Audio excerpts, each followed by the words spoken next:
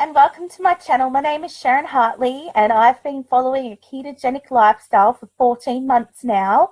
I have lost 72 pounds in those 14 months that I've been following a strict ketogenic lifestyle. I am a meal planner. I also run my own Facebook group, My Keto Journey. If you're watching from YouTube, if you would like to subscribe to my channel so that you're updated with my latest feeds, and if you would like to press the bell button below, that will notify you of any of my previous or upcoming videos that I have. I appreciate your support. And if you're watching on Facebook Live right now in My Keto Journey, I hope that you're all having a wonderful Wednesday. I am from North Carolina. I'm 35. I'm a wife and a fur baby mama. And this journey has been the best decision of my life. But before I started this journey, I was a carb addict and a sugar addict. And I wanted to do this video focusing on the cycle of sugar addiction. So I do a series of keto lifestyle videos.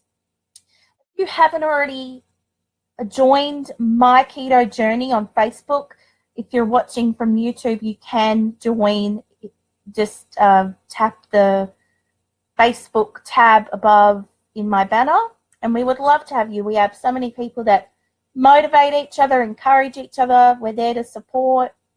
We have great recipes and tips. So I'm going to tell you about the cycle of sugar addiction. And there it is, a cycle. So 1, you eat sugar. You like it. You crave it. It has an addictive properties to it. 2, blood sugar levels then spike. Dopamine is released into the brain. Addiction, insulin secreted to drop blood sugar levels. Number 3, blood sugar levels fall rapidly. High insulin levels cause immediate fat storage. Body craves the loss and sugar high. And then 4, your hunger and cravings. Low blood sugar levels cause increased appetite and cravings.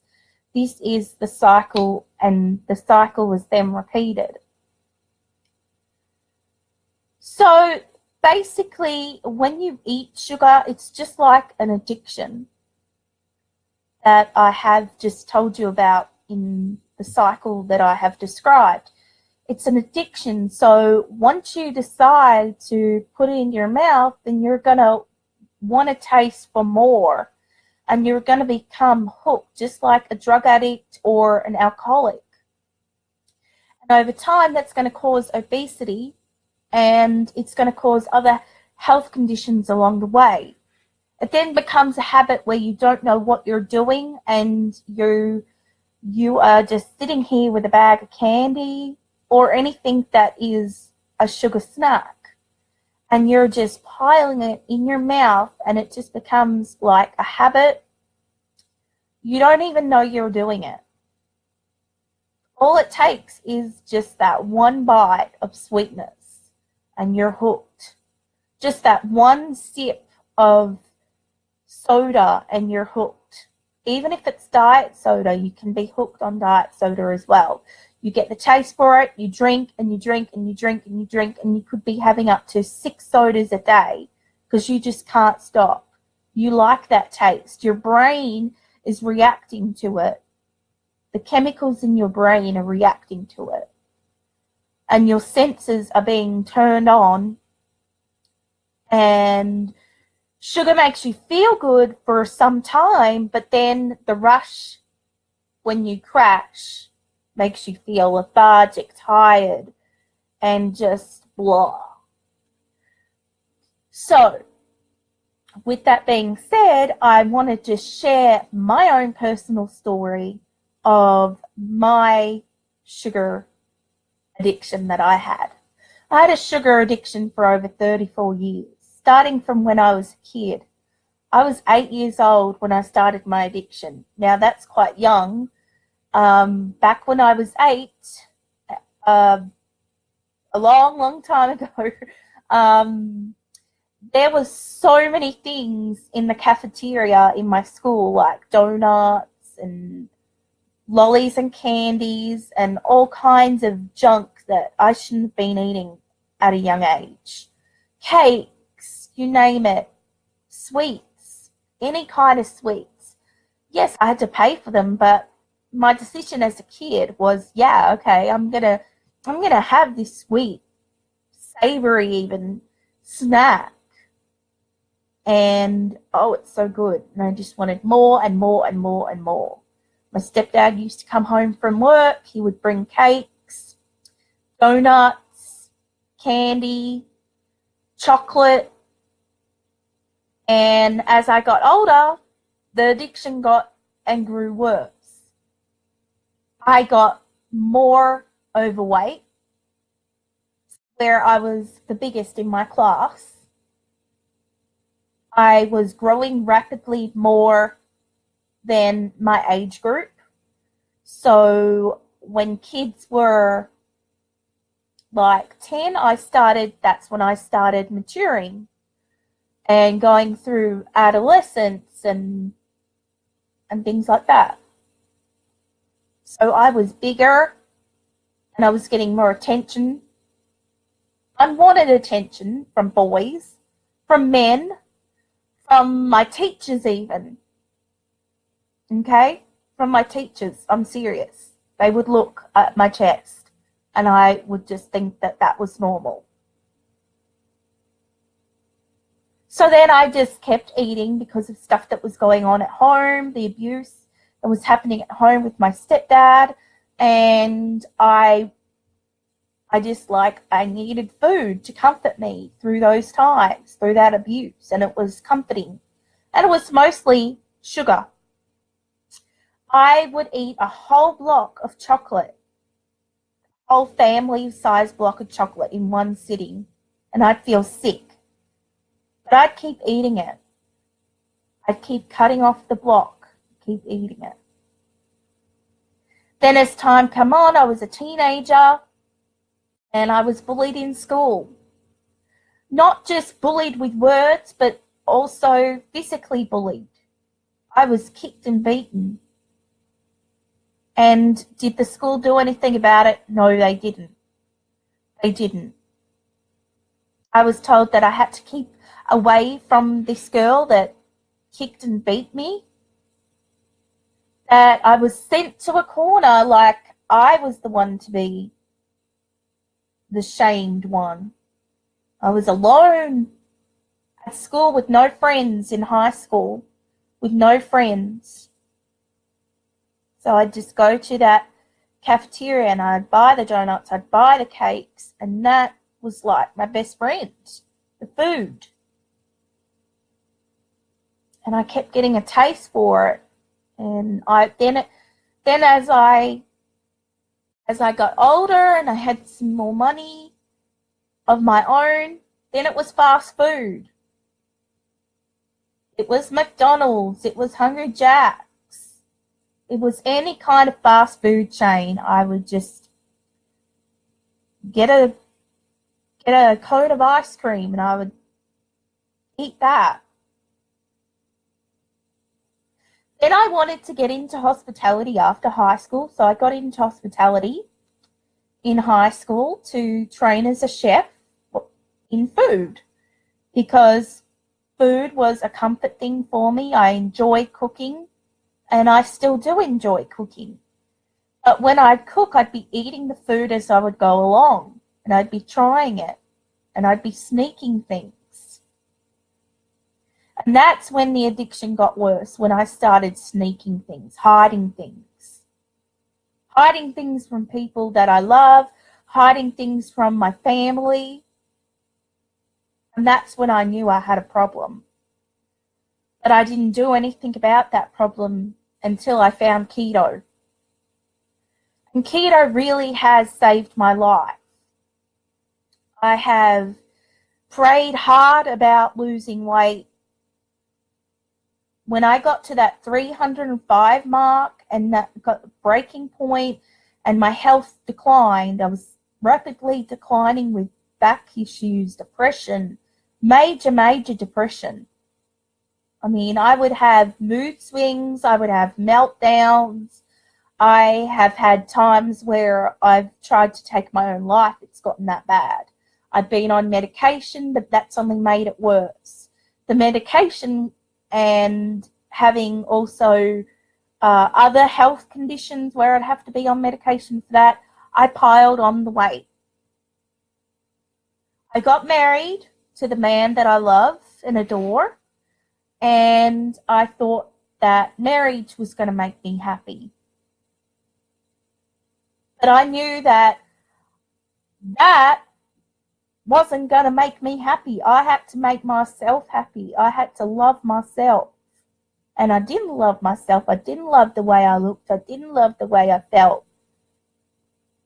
And that was all really to do with the addictions that I had, the carb addictions and the sugar addiction. And I didn't really even know it was an addiction until I came across keto. And I came across that through a friend of mine. And she educated me a little bit and got me going. And I have ran with it since. So I'm going to tell you a little story of what I used to do when I was bigger, when I was at my biggest weight. And my husband knows all of this, so there's no holding back. So here we go. It's confession time of how I used to be. So I would go into the store, do all our shopping, but then I would buy candy bars and I'd pay for them. And I didn't want my husband seeing what I was eating, so I would put them in my pocketbook.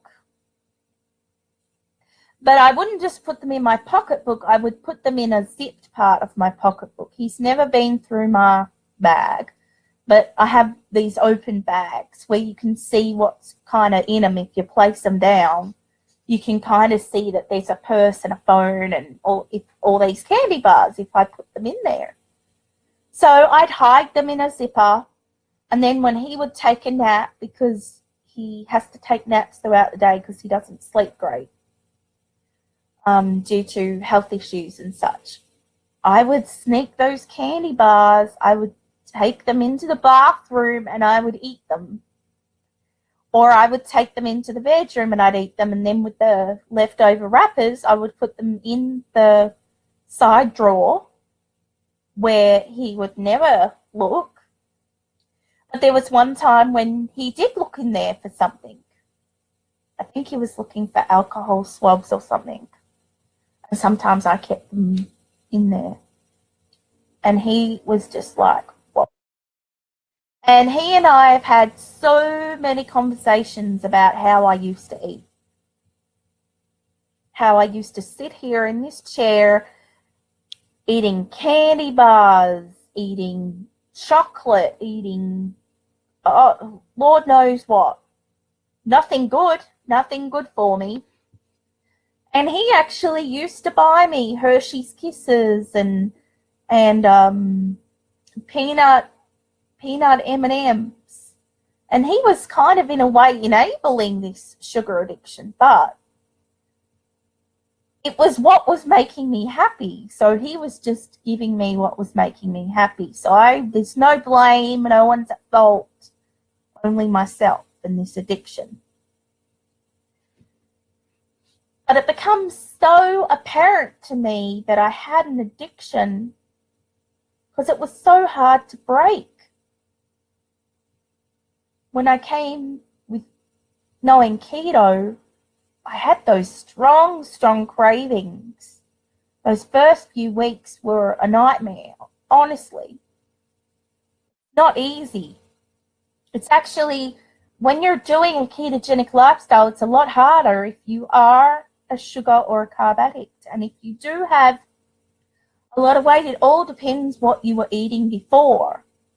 If you were eating rather healthy before, then it's going to be easier with the cravings. But I was just, I had to take a breath and say, is this going to work for me? Like, how is it going to work for me? Then I found the Atkins bars and the Quest bars. And sometimes I get into a little habit of how I used to be and eat those. I don't anymore. I only have like one a night if I have them in the house. But the whole thing is that if I don't have it in the house, if I don't buy it, if I'm not tempted to buy it, which I'm not anymore,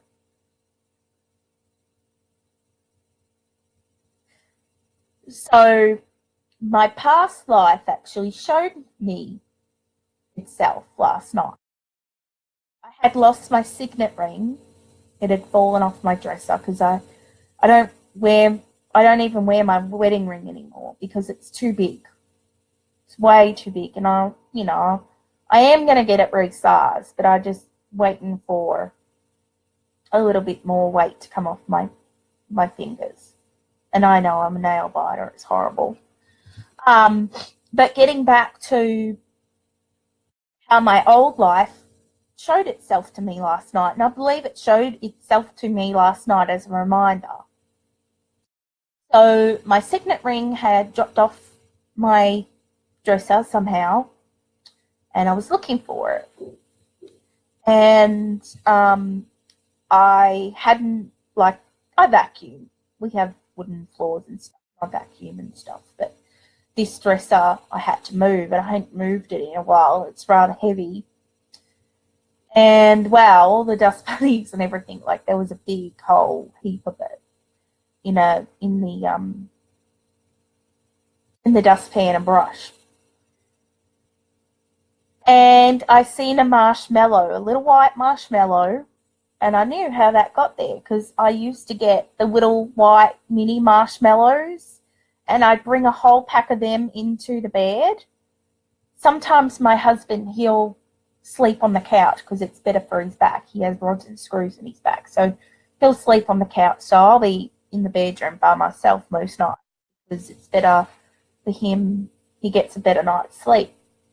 So I used to just go in the bedroom with my computer, watch Netflix or CBS shows, and I'd have that little or big bag of marshmallows, and I would just grab it by the handful and just eat until it was finished. Then I'd grab the sodas, and I've had a horrible time getting off the sodas. I still do have a soda every now and then, and I think that's kind of my big reason as to why I haven't lost more. The sodas have kind of held me back a bit because I still do buy them for my husband, and I kind of get tempted if they're there. I'll grab one with a meal. Usually it's Diet Sundrop or Diet Coke or Diet Pepsi. Diet Pepsi's probably better. Diet Rite Aid. Diet Right. So, even though I might still have a soda, one or two sodas, it's a lot better than what I was. Like, I was having like 6 to 12. Now, I know a lot of you are watching this and thinking, wow, yes, that used to be me. I would eat out of habit. I would want some bread, or I'd want some danishes or pastries. Yes, I used to go out for a coffee with my mom, and we would eat danishes and pastries, those chocolate eclairs. Oh my gosh, we used to do that. And the hot chocolates and the lattes and all those other things that back then I just thought was just normal to be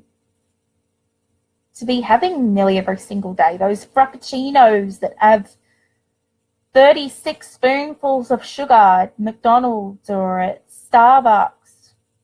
You can still have Starbucks drinks. I do have a graph in my keto journey on what you can and cannot order from Starbucks. There are sugar-free syrups and all that, But I've stopped all that. I don't have that anymore. If I want something like that, I'll do a Premier protein shake with heavy whipping cream, and blend that up, and that's my frappe. But yeah, I was just so addicted to sugar. And the addiction not only made me morbidly obese, made me more depressed, more moody, I think it really affected my menstrual cycles as well, but also pretty much every tooth in my mouth has fillings. Now that's another thing that rots your teeth is sugar. And I'll tell you, I'm getting to another story right now as it comes into my mind. The first time I went down to Myrtle Beach, I went with my best friend at the time. We're no longer in each other's lives due to a lot of reasons, but yeah. I was with her son and her mum, and I had bought peanut butter brittle, and I think I was roughly about 300 pounds back then. This was my first trip to Myrtle Beach, so I was really excited. I think I've had peanut butter brittle before, and I bit on one, and it broke my tooth. But I didn't know it broke my tooth to start with because I had saltwater taffy, and that kind of held my tooth together. So then when I came back home and I was just biting into something, the tooth come apart, and that's when I started to have like nerve pain. And luckily it wasn't over a weekend. I was able to get to my dentist. I have a great dentist. Love my dentist. If you live in North Carolina, I go to Smile Stones in Kannapolis, and they're wonderful. They're wonderful there. I suggest if you need a new dentist or looking for one, they're your go-to. So the next day they booked me in, and luckily I wasn't suffering too bad overnight. I was just like taking Tylenol and stuff, and they said, "Oh, how did you break it?" And I told them, and they were like, "Oh." So I don't think I ever after that ate peanut butter again or hard candy again after that. That got me off. And I mean, I was out of pocket $1,000 out of pocket for a crown, and this was my first crown. And I also remember when I was 18, I had an abscess on my tooth, and I had to have it pulled out, yanked out. Oh, that was the worst pain. Oh, the worst pain I was in. It was all due to sugar. I know people who have rotted teeth, and their teeth have been either pulled or fallen out. And they're brown, and they can't even smile. It's so bad. And I feel for them because they're young, they have children, and they should be able to smile. Because a smile is what shows a person that you're happy. So nearly every tooth in my mouth has a filling. And I spent thousands and thousands. My husband spent hundreds and hundreds and hundreds of dollars on my mouth.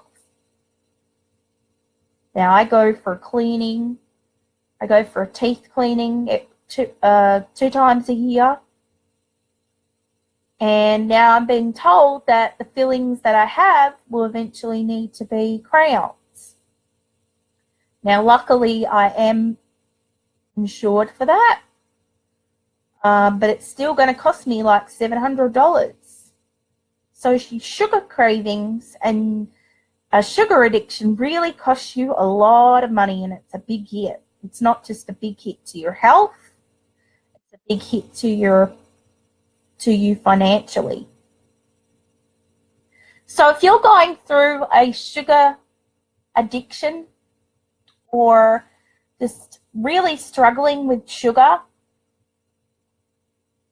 Follow the ketogenic lifestyle. Get to know the keto approved sweeteners, Swerve, Trivia, are a few to name, stevia extract, and move over to those.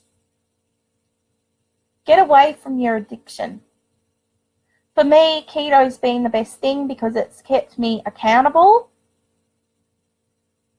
These videos, to me, are just like going to a Alcohol Anonymous meeting, except no anonymous. You know, like, you've got to talk your problems out, and that's what I'm doing through keto. So I just wanted to share the word with you today about how sugar can wreck your life. It can kill you. So if you're starting at where I was, 300, 400, even higher, I'm here to tell you today, you can beat this thing. If I can beat it, if I can do it, you can do it too. You're not alone. We're all in this together. So I hope that you have enjoyed this video. If you have any comments or any questions, please comment in the comments below. I'll be sure to get back to you. If you need any extra support or a friend to be there for you, if you're going through sugar addiction or sugar cravings, we're here to help. You're not alone. You can do this. I hope that you have a wonderful evening or morning wherever you are in the world. And I'll see you around. Take care, guys. Keto on. Bye-bye.